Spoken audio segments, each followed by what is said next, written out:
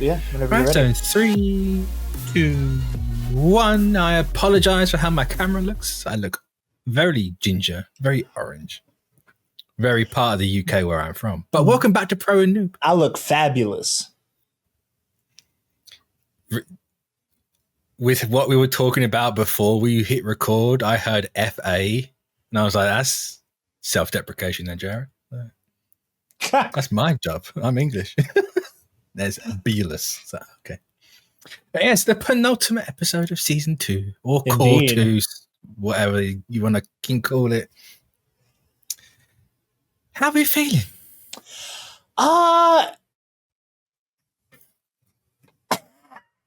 Because we have an episode. I know exactly half the shit you're going to say. I only asked for the sake of the concept of the show, but I really like this episode. This is really good. I really like the action. This episode was a lot of fun. It feels weirdly anticlimactic this close to the end of the season. No, I get you. You know, like I don't know, like here's the thing. The cursed house stuff felt like it was leading into something huge, you know, and it was obviously Evil Eye, all of that, you know, Evil Eye, both the arc and the character who's now part of our main cast. Which I fucking love Evil Eye, by the way. I want to murder. So funny.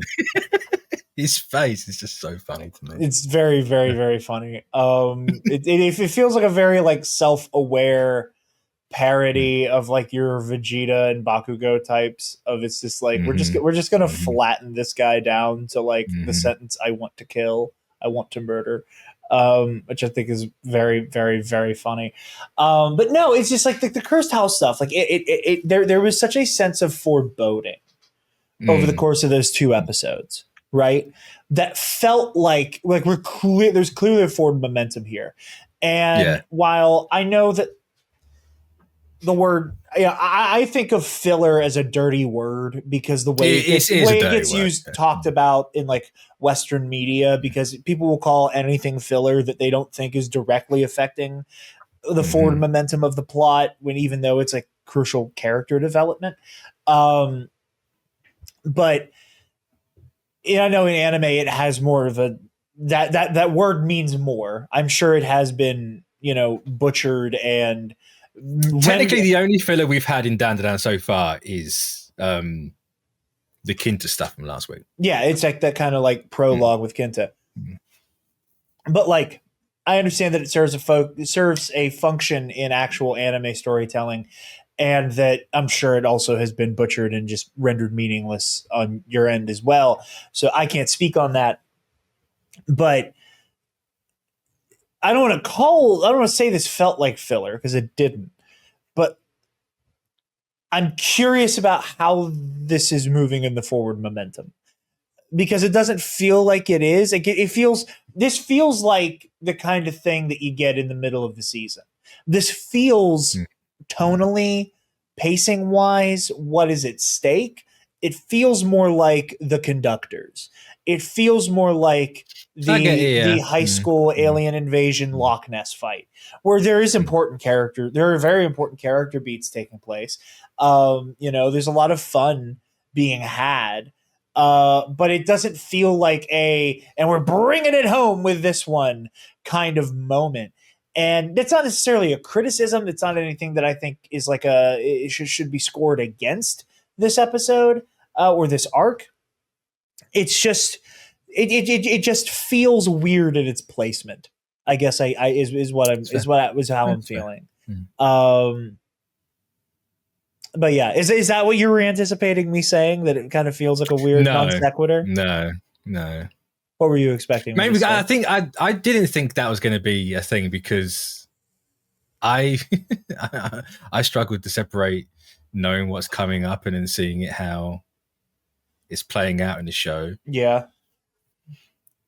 So already knowing what's going to happen and where it goes and where this season's going to end. And I'm sure this is adding to the forward momentum. It's just hard for me to see it where it is right now. You know, I'm sure that because they're like, oh, the aliens are back. Like that feels like it's something important. It's just like we're spending a lot of time fighting this kaiju that, feels very, it doesn't feel like we're laying the groundwork for something major. I do have it's not even really an issue. It's just I think I'm seeing how the sausage is getting made here, and I think because it's not just me, like I think everyone that's read DanDaDan straight away went, that's where they're ending it. There was 2 places where they're going to end this season, and people have been talking about which one it's going to be. And, some people are like, they're going to finish the arc, and they're not going to finish the arc. I can tell you that right now. And it's felt like the Kinta stuff last week felt like they were wasting time a little bit. As much as I enjoyed what they did with it, they were padding for time because they want to end it at a very specific point. Well, one of 2. I have a lot of money, mentally, imaginary, on one specific bit. Yeah. That's the popular answer. And I think that's not that this arc had enough to. I don't think the arc's as long as Cursed House. I don't think it's going to be where Cursed House goes for like 3 or 4 episodes in the next season. Yeah. And back that way. But I think that might be why you're getting that sense, and it's like this is going on slightly too long. No, it's not even a runtime thing. It's just like again, like Cursed House, the way the direction it moves in is like, okay, we have Gigi in this inner circle now. This is gonna be his story, and like there was just this sense of foreboding with the Cursed House that felt like such a great cliffhanger to end on. And I'm sure this is going to end on some type of cliffhanger. I feel very confident in saying that, especially after what you just said. But I find myself like going, okay. Again, like this doesn't feel as, how are they going to get out of this one? Especially because this episode ends with the Buddha Gundam, right? Like, because it ends with the Buddha Gundam, it's like, so like, we're taking the fight to the kaiju. We can match it with equal force. We have a home field advantage. The science fiction high tech of it all feels like a great equalizer. It's not that I think it's bad that I think season 2 is ending like this.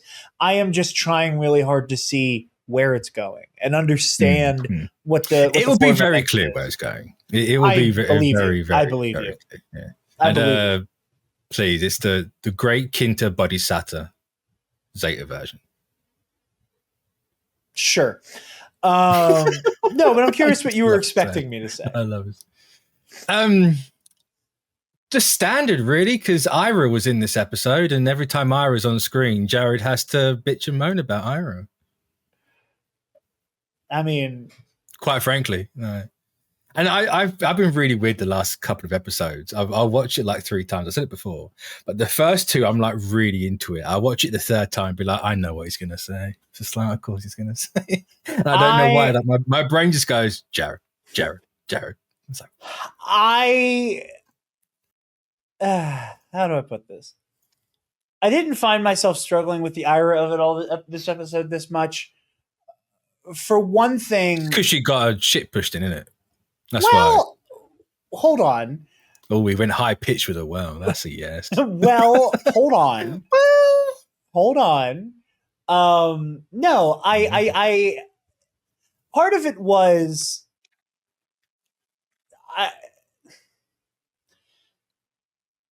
the weird alpha female shit with Ira, at the very least this time around, was less bickering, annoying fighting over Okarun, and it felt less tired because it was in a combat setting. Because it was in this setting of, we have 2 people who are trying to like take charge or honestly, just Ira trying to take charge. And I was Momo, to say, it's only Ira taking charge. Yeah, Momo's immediately listening. She's just and Momo like doing her part, going, "Okay, cool, I'll follow your lead." And the moment Momo makes a suggestion, Ira does Ira shit. I don't know, that it felt less frustrating in the way that I have been a little frustrated and burnt out by Ira stuff up to this point.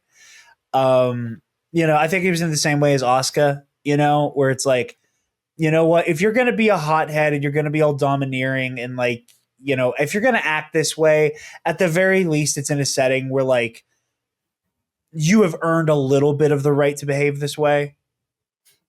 And there is a comeuppance that comes with it, So no, it's not just that I am glad. It's not like, oh, I could put up with it because Ira got belt to ass real quick. Part of it is that like I think that will contribute to a development moving out of this phase of her character, is that she was riding high, she was running her mouth, she was barking orders, she was being incredibly rude and disrespectful, and then she gets shot out of the sky, and she also is like, what do you mean it's still here? I can't see it.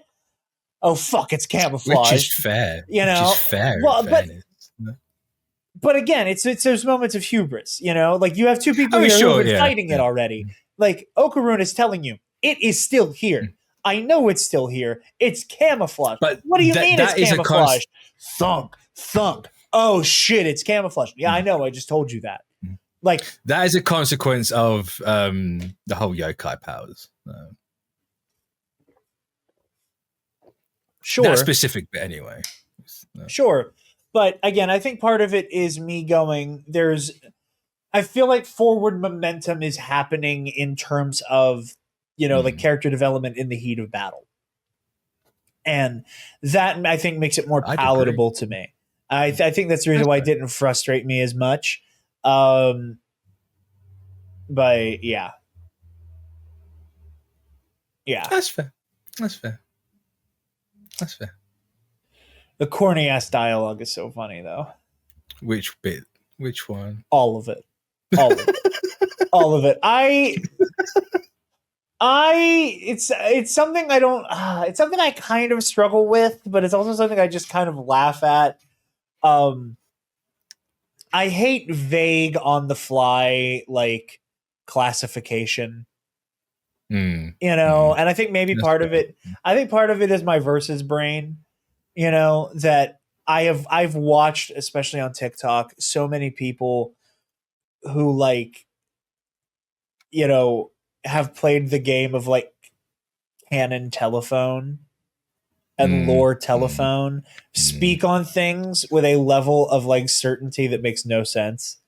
And it's just gobbledygook by the time they're putting it on in writing, so when it's like, oh, so it's a speed and visibility type, and now it's a strong type. It's like, what the fuck are we talking about? It was small and invisible, and now it's fucking Godzilla. Fartzilla, please. Fartzilla, sure, but like either way, it's stuff like that I kind of roll my eyes at.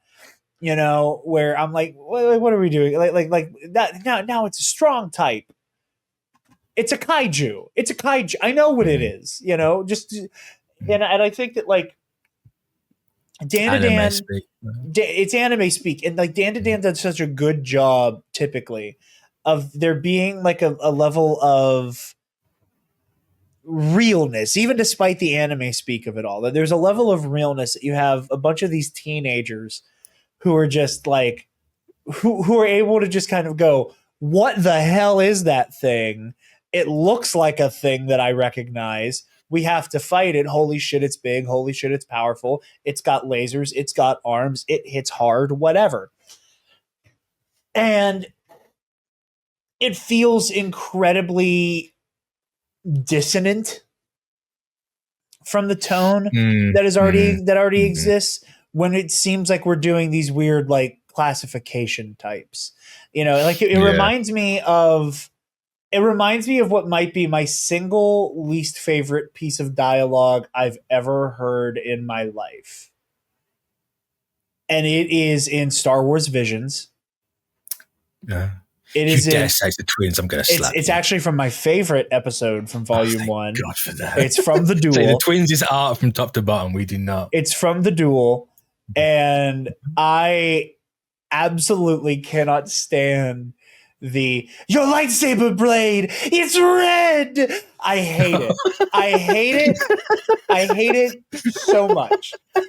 And I know that happens. I just can't remember the episode properly. It's whenever like I think they're classified as an inquisitor in the episode, but like it's the lady with like the crazy lightsaber umbrella shows up at the village.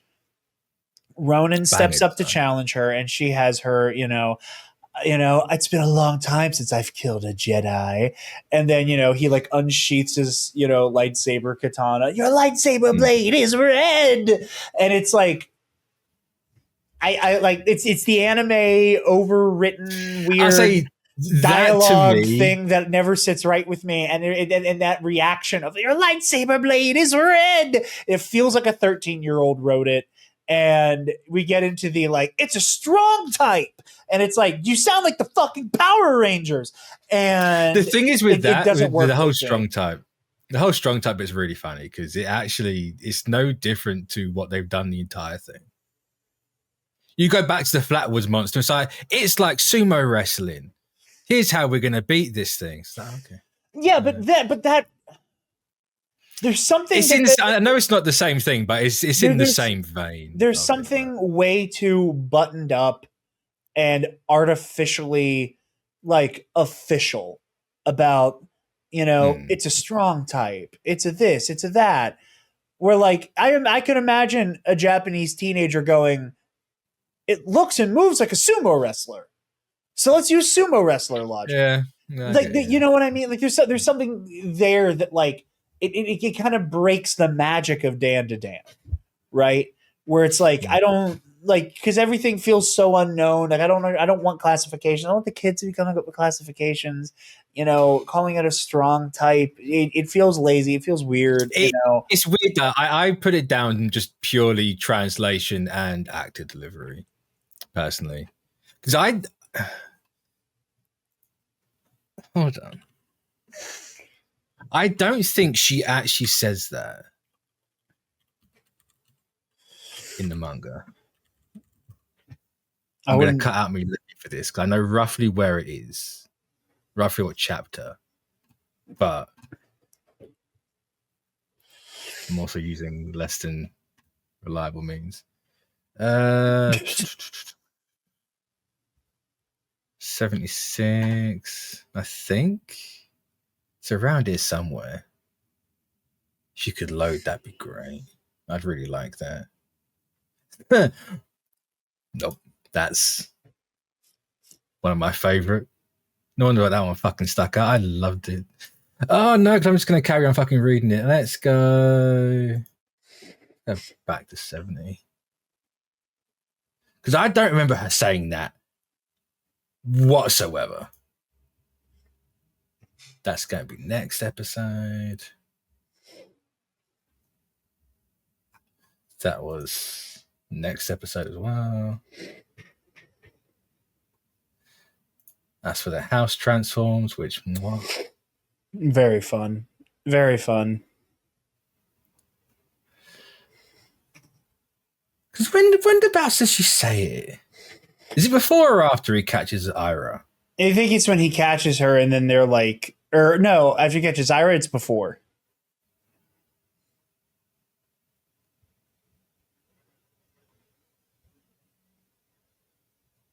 No, she doesn't say it. It's Evil Eye running off to the Isa's house. Then Ira just getting clapped. Doesn't say it in the slide. So I don't know where it's come from, why that's in there. It's probably why it feels weird, just not actually part of it at all. But like, I don't remember when it happened, but there was also like another instance where there was like it's a this type line has happened. I don't remember when it's happened before. I remember because I remember rolling my eyes twice, but it's in the same thing. There was another time where she has said it about another monster. I don't remember the context. Before, I don't remember which one, but like it's probably Nessie when she says about how it's compensating for when they merge. It's like it's compensating for Nessie's size by the mantis shrimp hands. Maybe I don't remember. All I know is that there was an instance where we were again talking about it's a this type, and it's like, what do you mean it's a this type? Like, you know, there doesn't seem to be any formal classification. Either way, I don't want to get too bogged down in that, but it's just something that specifically doesn't work. It's gobbledygook anime speak. It's gobbledygook anime speak, and it comes in a time and place that feels very, very, very particularly ill suited to it. You know, and that was something that like you're gonna say do it when it's just gotten big, right? But then they're running away, and that would be even weirder as well. Yeah, I love that running away bit. Just loud equals fun. Right? Sometimes it's very true. But yeah, no. So that little bit aside, I really did love everything going on with the fight with the kaiju. You know, I for a moment thought Ira was about to go full Man of Steel when she throws the crane at the kaiju. For a moment, I was like, are you bracing yourself on the building, or are you going to drop a fucking building on it too? And she was bracing herself, but like it low key for a second looked like she was just going to like the kind of like what the Thing does in Fantastic Four First Steps. Yeah. Where he just kind of like does that like that like linebacker blitz through all the pillars so that the building kind of slowly falls down on top of Galactus. I thought she was about to do that. And I was like, what are we? This is too much. You rein it in, but no, none of that. No, they're not that strong. No. They might be able to do it. Maybe. I was just hoping that wasn't the objective. No. But no. DanDaDan isn't about that. No. But yeah, like I said, the Evil Eye stuff was a lot of fun. Like I said, very deadpan, very, very dry, very funny. One little change I will give them all the props for. The bag being thrown and hitting the kaiju is entirely original, and it's so fucking funny. That was really funny. That pop of purple, so you know exactly what's just happened. I loved it. No, that made me laugh. Again, it was just it's how deadpan he is, but then the giddiness of like, they're falling back to the house. That must mean it's time for a fight. Yay! Like skipping to his murderous Lou. So good. He's so good. Very, very funny. Very funny stuff. But yeah, no, this is a lot of fun. I also, like I said, the show does a very, I've said it before. This show's deeply fucking stupid, and it knows it, and it's fun in that way. Yeah. And I love the way that, like, again, Western media, like, basically pulling adaptive matter and Gundams out of their ass would never fly. And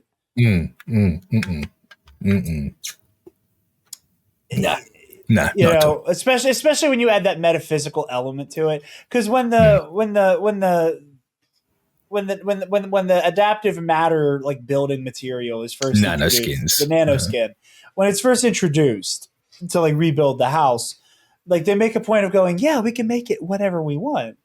And it's kind of presented as we can make it whatever we want because we're physically shaping it. And what does Momo make in that moment? I don't remember. She makes a Buddha. Oh yeah, that's right. See, that's fun. That's fun foreshadowing.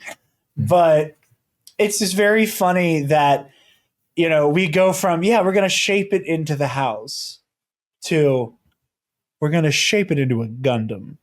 That is such a incredible leap. That is so silly and so stupid, and I love it. But it's silly and it's stupid, but it's smart. No, yeah. Because if you can shape it into a house and whatever the hell you want, of course you can make it into a giant robot. Of course. Why wouldn't you be able to? If you set this thing up to it can be whatever the hell you want it to be, and you just coincidentally brought in the Jarod of the group, First of all, if it was me, that thing would have been an Avenger class Star Destroyer, or not an Avenger class, and what's the thing? Interdictor class Star Destroyer. Yeah, try and say it's not you by having to think of the exact fucking model number of a spaceship. And with the aerial advantage. Yeah. I can make it whatever I want. Here's a fleet of starfighters too. Really disproving the point there. Well, no. If I'm being honest, it's going to be a Venator class. Really disproving the point. No, I won't call you Kinta. Just know that I think you are Kinta. I'm not Kinta. I'm not Kinta. You know why? Because I am. Because if you got in an X-wing, the first thing out of your mouth is, "I'm not emotionally mature enough to deal with this." That is an exact line you would say. Very funny. No. Also, not a big X-wing guy. I'd rather have an Ada class Jedi Starfighter. Don't get caught up in the examples. I would rather have an Ada class Jedi Starfighter, namely a Jedi Interceptor. But Jesus Christ, Jared. I'm not even a ship guy. Okay. But I don't do Star Wars hot rods. That's not my jam. I'd also like the Rogue Shadow, but he just proves the point. That's Starkiller's ship. It just proves the point. This is freighter, but either way, not the point. No, here's the thing. I am too self-aware to allow myself to do. Okay, we're gonna get a little raw and real here. So after that, no, you are not. We're about to get a little raw and real here for a second, folks. I am aware of the fact that the internet and society at large loves to make fun of husky guys who do things only twinks should do a lot. So funny. That's so funny. So I would never allow myself to be in a position where I monologue like that. I monologue, but not like that, and then start doing the like, and then do the like. Shit, I'm not doing this. You know why? Because only skinny rat-looking motherfuckers are allowed to get away with doing that. Big guys aren't. Who? Big guys aren't. Society at large. No. American, maybe. Tell me why it's played for laughs then when he does it. It's funny. It's not. It's funny because he doesn't look like somebody who should be doing that. It's just taking the piss out of every motherfucker that ever does that in anime. Yeah, and who are most of the people who do it? Twinks. Why is it funny that he's doing it? Because he doesn't look like somebody who should be doing it. I am getting into the pretty privilege of the Kinta humor, because I will break this down to its molecular fucking level of comedy to prove a point here. And I stand on what I'm saying. So no, I would not allow myself to do that. If I am put in a situation where it's like, I could use this adaptive matter to create technology from a franchise I really like in order to defeat a kaiju. First of all, we keep joking about Star Wars tech. Fuck you. I'm doing the Hulkbuster armor just on a Megazord level scale. Marvel's only my second love, but I'm going Hulkbuster in a heartbeat. Horrendous choice. Just a really big Hulkbuster. What do you think a Gundam is? Well, yeah, but I mean with like the specific like Stark tech. Like, limited flight, again, for the aerial advantage. More ranged capacity with the repulsors. I think about this stuff. I'm not going to pretend I don't think about this stuff. Okay, Kinta. But I don't do it like Kinta. We can tell. We can tell. Oh, piss off. So mean to me. We can tell. I mean, hey, you're the one that had that moment of panic. I feel it was very justified. I've never panicked. What do you mean I had a moment of panic? You said literally last episode. Oh, that, yeah. Well, again, it was Like, it was jovial husky guy. It was jovial husky guy wearing like colorful things, and I'm like, oh no, oh no, oh no, oh no. And then he started scaring the hose, and I was like, okay, I don't have to worry about it because I don't scare the hose. Then he starts rambling on about sci-fi stuff. I don't ramble on. I don't ramble on unless I'm in the company to ramble. I don't, but I do. Yeah, that's great. I do not, apropos of nothing, turn into Wikipedia in public. Everybody hears me. It's been what, maybe 5 minutes since you went. No, I wouldn't make. Because you asked the question, and I was leaning into the bit. I'd make blur. You don't get to. You don't. No, you're being patently intellectually dishonest right now. Wow. You asked that of me, and I provided. You stop verbally masturbating all over. I never should have given you that. No, you should. No, there's certain things people should know about me. Never give me ammunition that I find deeply fucking funny. Wait till super secret project that will be announced soon comes out, because there's a very, very funny moment you will appreciate that happens in it that is akin to that. Am I aware of what it is or no? Yes, you do. You made a lot of the accoutrement for it. And it's obviously not the video essay, because I've talked about that very publicly. I was going to say that. What are you talking about? Yeah. No, it's the other thing. It's the other thing. But yeah, unfortunately, I don't have a lot to say about this episode because, like, again, it was, fun action, fun character beats, dialogue kind of wore on me after a little bit. Kenta's funny, Gundam cool. Funny. Gundam very cool. Gundam very cool. I also, because Jerry pointed out to me, actually, they do, the whole thing's a Ghostbusters reference. Because the Buddha's not what he's picturing, right? And she's like, sorry, I pictured something big. I didn't think about that. I can't believe I didn't think about that. Obviously, Jerry is a bigger Ghostbusters guy than I am. I can't claim that level of Ghostbusters fandom. No. But I do love Ghostbusters. I do love Ghostbusters. I had the same reaction. But the whole, like, this isn't what I imagined. I thought of the Stay Puft Marshmallow Man. Motherfucker. That is so funny. That is so funny. I love when DanDaDan has those brief moments of, like, pop culture reference that is so buried. It's half of what DanDaDan is. I know, but, like, it's so buried in, like, its own visual language that it is hard to pick up on. Like Western media, like, just because of the visual language, that, like, it would have been impossible to not notice that this was a Stay Puft Marshmallow Man send up. Especially because in this context, the Stay Puft Marshmallow Man is our heroes thing, as opposed to them manifesting a Stay Puft Marshmallow Man they have to fight. Like, there's obviously that difference, but, like, just doing that alone, I think, makes it so that you don't immediately pick up on it, but it feels familiar, and it felt familiar. I love that because it's not quite on the same level, but Okarun landing in the pilot seat and it's full of water is Neon Genesis. Yeah, I thought of that. Like, there's literally no other mecha thing anywhere where they pilot anything submerged.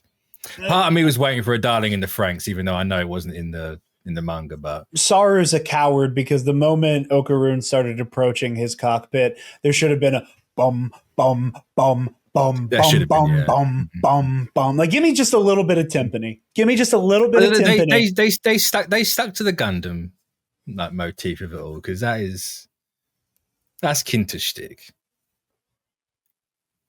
That's Kinta shtick. Now, speaking of shticks, yes, because I asked you last week what you thought his power was going to be, and I think it's kind of blatantly obvious now. Man's a nanoskin kid. Yeah, I was like, he's going to be our, like, Batman, Iron Man. I don't have powers, but look at my tech. I mean, that's modern Batman leads into that a little bit, but his power is the kit. He doesn't inherently have a supernatural ability. His power is in his kit and in his intellect. Because we can't have everyone be all yokai. We have to have a balance. Well, but that's what I was saying before, is that, like, everybody's a yokai, so that it splits it 50-50. of like everybody will continue to be, or we will have our Batman, Iron Man type who, they are not powered, but they can hang nonetheless. Oh, pardon me. Christ, that came out of nowhere. But yeah. I adore Kinosoma. I love him. I don't think there's a single bad character in DanDaDan, actually. No, I don't think there's a single bad character. A bit like One Piece. They just got it all. I hope you don't go like One Piece and just flanderize everyone. But we're decades away from that being a possible thing. But yeah. I am very excited. Before I start to wrap it up, I need to say this is absolutely the best this show has looked from the beginning. Because before, when everything changed colors, it felt more like a filter and everything. But here it feels a bit more diegetic. Oh, like the lights actually interacting with them, and it looks like they're. I didn't realize the whole thing was that the sky got blacked out. I thought it was just like it's nighttime, and this thing is so bright green that it was coloring everything around it in the dark. Like I didn't realize it was like the sky blacked out. Until they called attention to it, I thought it was just it's nighttime. It's happened with every alien thing. Yeah, yeah. And that's what I said, but like it's just. Like you said, it feels very natural the way it's presented here.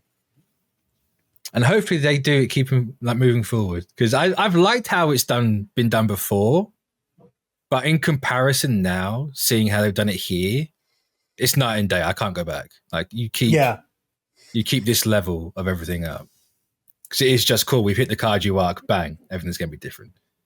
Whether they've made it slightly different because it's another green and. Have we had green 2 times before or 1? I know it's for Nessie. Have we had green after that? I don't think so. I don't think we have. Like, so it's obviously very Since much... then it's been purple and red.